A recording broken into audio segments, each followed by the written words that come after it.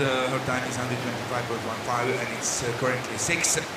Still first 3 places Klebová, Peskerová and Panslav.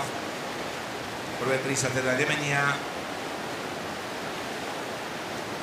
And this is start of Michaela Corcoran of Ireland.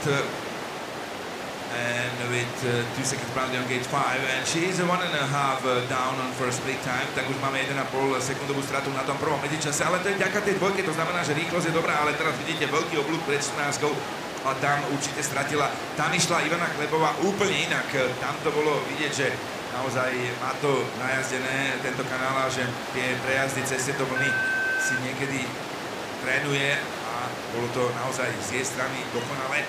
Corcoranová strata 0,66, takže tá rýchlosť stále nie je zlá a má dotyk na 15, to znamená, že naozaj jazda je rýchla, ale nie je úplne čistá.